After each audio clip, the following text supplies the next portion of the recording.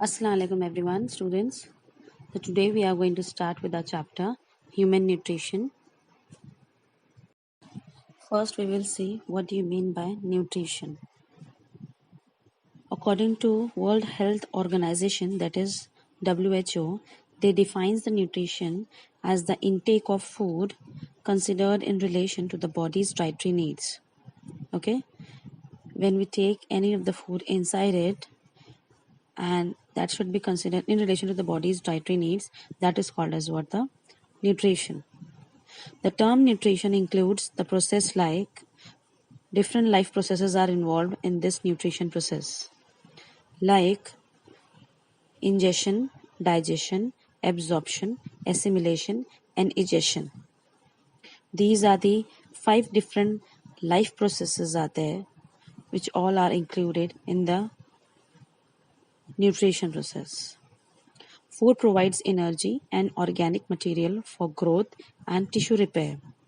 Vitamins and minerals are also required in small quantities for nutrition. The food that is consumed needs to be processed before it is utilized.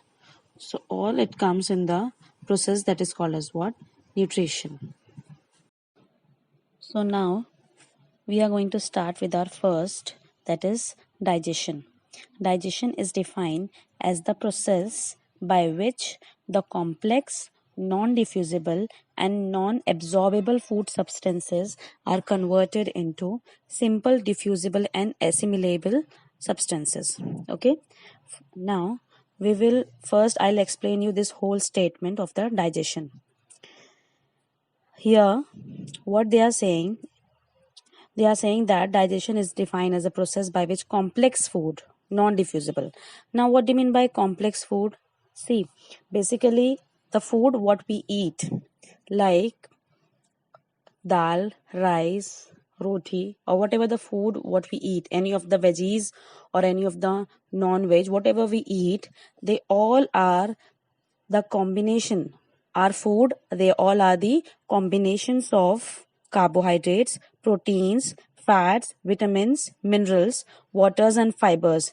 They all are the food what we have, they all are the combinations of all these things what I have said right now, like carbohydrate, carbs, proteins, fats, vitamins, minerals, water and fibers in adequate amounts. Okay, and they all are present in the complex form. For example, dal. In dal, proteins are present. Dal is a rich source of proteins.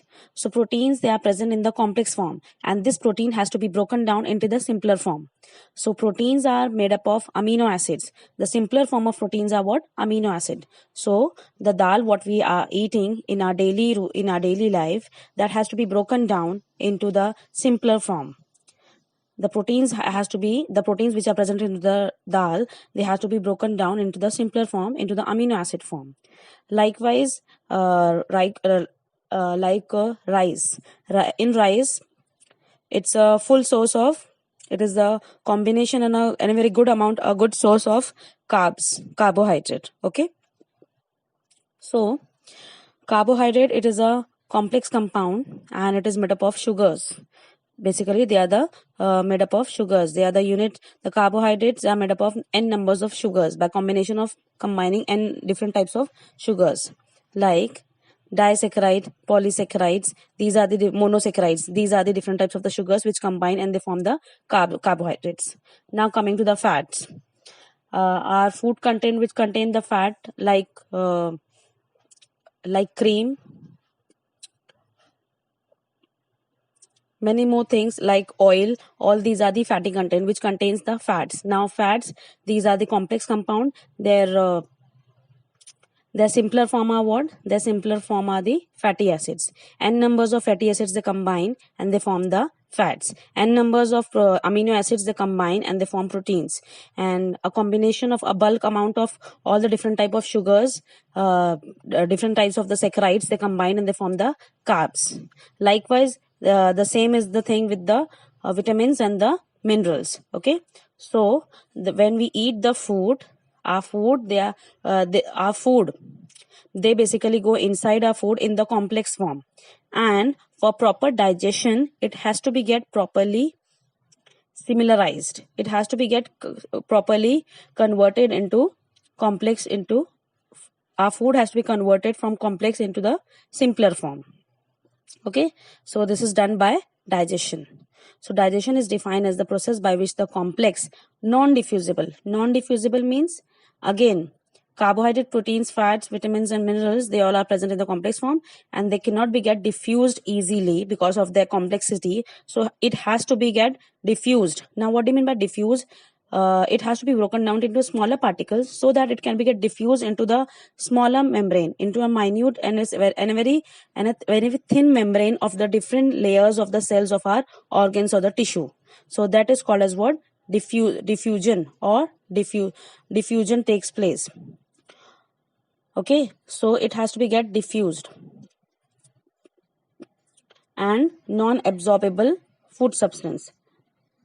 When our food is present in the complex form, they are unabsorbable. So it has to be get converted into the absorbable form. So all this thing like our food has to be get converted from complex to simpler form, from non-diffusible to the diffusible form, from non-absorbable to the absorbable form. All these different forms of our food are converted into its simpler form only with the help of digestion. Okay, and this is called as what? Proper digestion. And here I have explained you the proper definition of the digestion, which is given in front of you in this slide. Now coming to our next term, and that is called as what? Assimilation. We will see what do you mean by assimilation. Assimilation is defined as the process by which protoplasm is synthesized into each cell of the body by utilizing the simple food, because if it remains in the body, it becomes toxic to the body. Now we will see what do you mean by this whole statement or definition of the assimilation. It is defined as the process by which protoplasm. What do you mean by protoplasm? Protoplasm means it is a living part of the cell. Protoplasm, it is a living part of the cell which contains nucleus and cytoplasm. Protoplasm is equals to nucleus plus cytoplasm and other different organelles which are present inside the cell. So basically protoplasm is the combination of three things inside the cell. What? The first one is nucleus, cytoplasm and different organelles, means different part of the cell which are present in the cell. All these three parts combine and they make the one word that is called as what? Protoplasm. So here assimilation, here what they are saying, assimilation is defined as the process by which protoplasm is synthesized. So in this process, protoplasm is made up in each and every cell of the body by utilizing the simple food.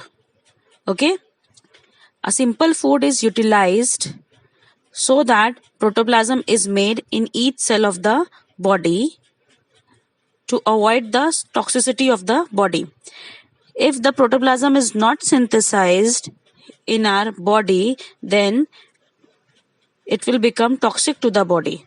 Therefore, protoplasm has to be get synthesized into each cell of the body by utilizing the simple food. Simple food. Now from where this simple food comes?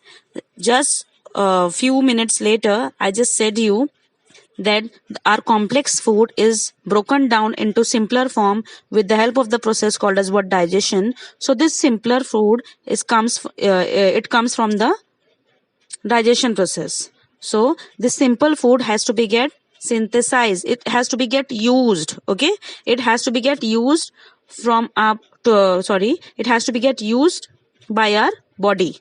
If it is not used, then it will become toxic to our body. How it will be get used? It will be get used by converting it into the form of protoplasm. And when the protoplasm is formed, again this protoplasm, it will be very fruitful for the body. So this is all about the assimilation. I hope you all got it. What do you mean by assimilation? Now, moving on to our next part, we will see to it. We will start with human digestive system. Digestive system of man consists of alimentary canal and associated digestive glands. Digestive system organization. Okay, starting with the digestive system organization. It consists of alimentary canal.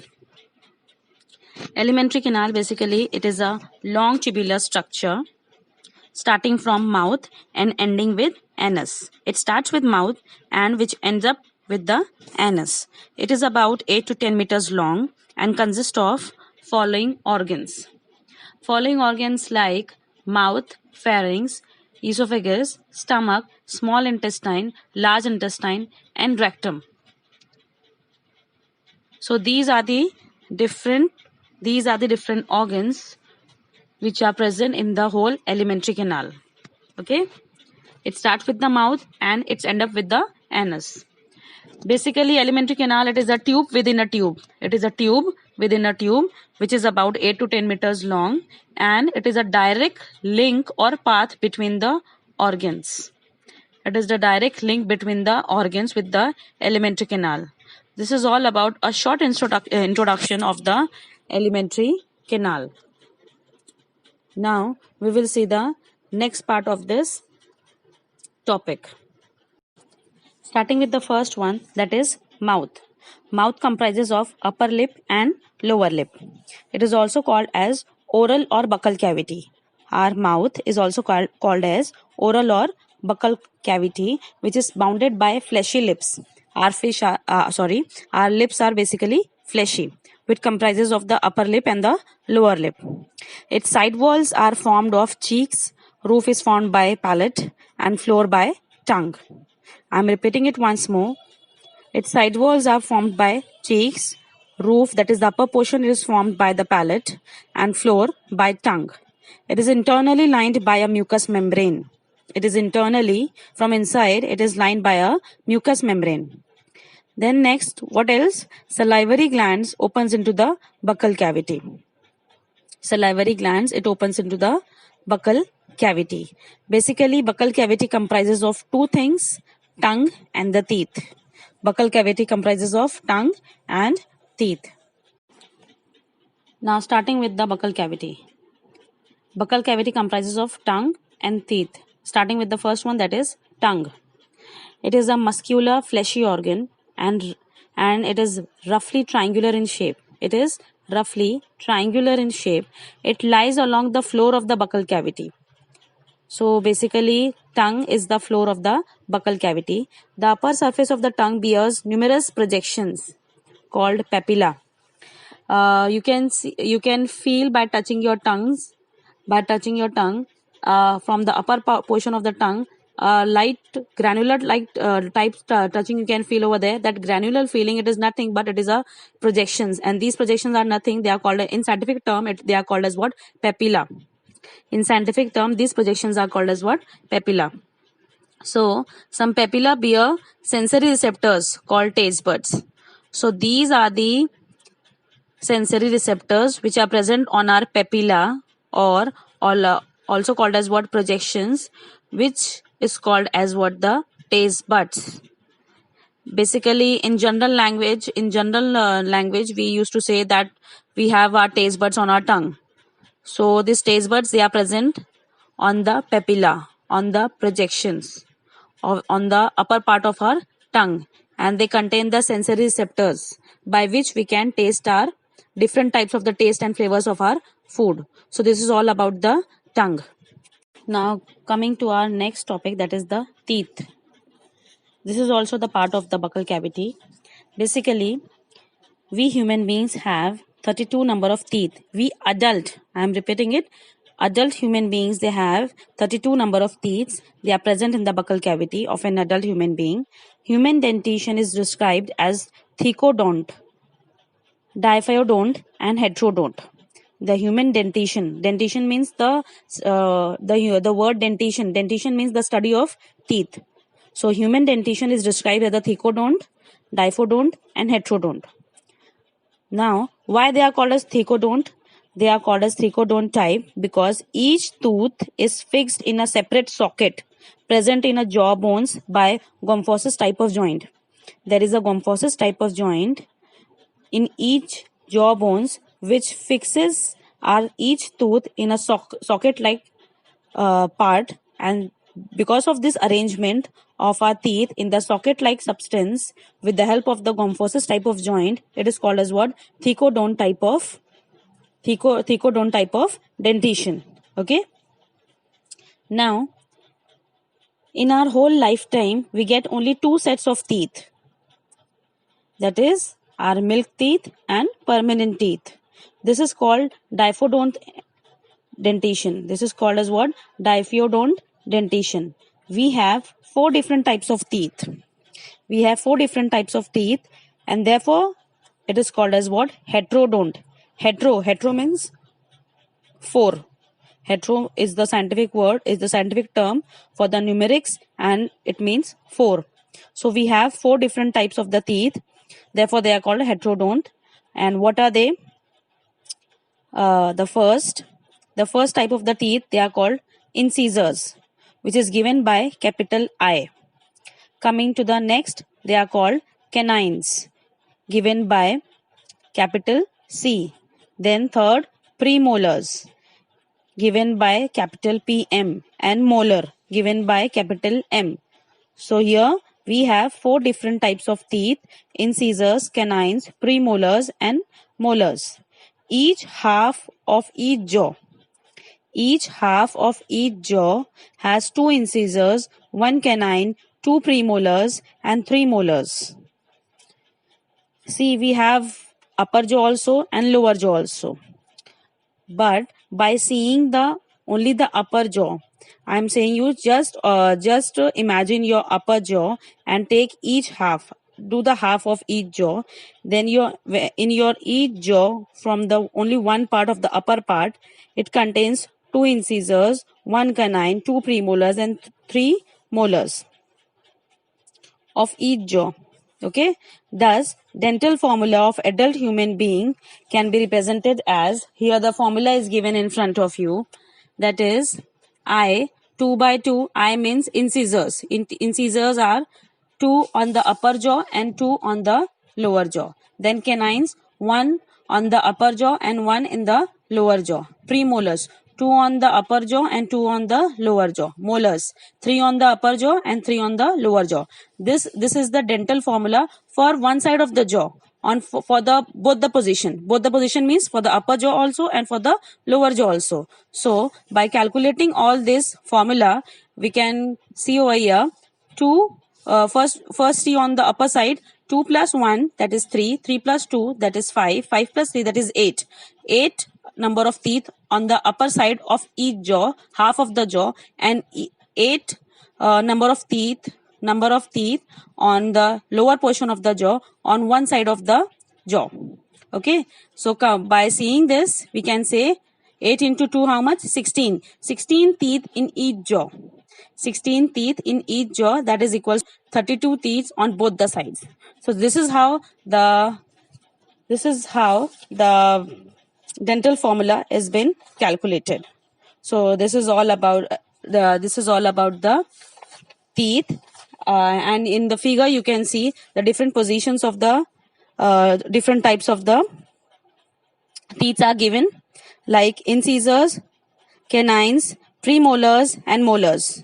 The first premolar, the second premolar, and the canines, first canine, second canine, all you can see in the figure. I hope you all got it. Dentition. Dentition is defined as the study of teeth with respect to their number, arrangement, development, etc. All this is called as what? Dentition. Next is pharynx. Buccal cavity leads to pharynx. Pharynx is a common passage for food and air. Okay? Through pharynx, food also passes and as well as air also passes. Therefore, it is called as it is a common passage for both food and air. The upper region of pharynx is called trachea. The pharynx opens into the trachea through an opening called glottis. The pharynx, it opens into the trachea through an opening called as what? Glottis. The glottis is guarded by a cartilaginous flap. Cartilaginous means soft bone. I can say the upper portion of the ear. By touching the upper portion of the ear, you can see it is the soft bone. Then by touching the tip of the nose, you can feel it is the soft bone. So these soft bone, they are nothing but these are called as what? Cartilaginous bones. So in the same way, the glottis is guarded by a cartilaginous flap, a soft bone flap that is called epiglottis. Now the word epi, whenever the word epi comes, it means above the glottis. Epi means above. So above what? Above glottis. Therefore it is called epiglottis. The glottis is guarded by a cartilaginous flap called as what? Epiglottis. The epiglottis closes during the swallowing action and prevents the entry of food into the trachea. What is the function of epiglottis? It closes during the swallowing action. When we swallow any of the food, then the epiglottis, it will close down and it will prevent the entry of food into the trachea. The lower region of the pharynx is called oropharynx. Oropharynx opens into the esophagus. Therefore, it is called oropharynx. Okay, through gullet. So this is all about the pharynx. Now coming to the next one, that is what? Esophagus. We will see regarding the esophagus. Under this, it is basically about 25 centimeter long. Its functions include, it secretes the mucus, it moves the food from the throat to the stomach using the muscle movement called peristalsis movement. What it do? It moves the food from throat to the stomach. Basically, it is a passage. It is a passage for food from throat to the stomach using the muscle movement, and this muscle movement is called as what? Peristalsis. And this movement is called peristaltic movement. This process is called peristalsis, and this process is called peristalsis, and the movement is called peristaltic movement. If acid from the stomach gets in here, then it is called as what? Heartburn. Okay. Now some other more knowledge regarding the esophagus. That is, the esophagus, it is a thin muscular tube. It lies behind the trachea. It is about 25 centimeter long tube, passes through the neck, central aspect of the rib cage, pierces the diaphragm and joins the stomach. This is basically the histology, and it is lined by the mucus cell. Why it is lined by the mucus cell? Just to make the food more mucus and make it more slippery so that it can easily pass from the esophagus to the stomach. It can easily pass the food from throat to the stomach. Okay. Then mucus lubricates the passageway of food. Just now I said. Histologically, esophagus is made up of a longitudinal and circular muscles. The rhythmic wave of contraction and relaxation of these muscles is called the peristalsis that helps in the passage of food through esophagus. So this is all about the esophagus. And here I'm Tuba Ansari signing off with my today's lecture. Wassalatu wassalam.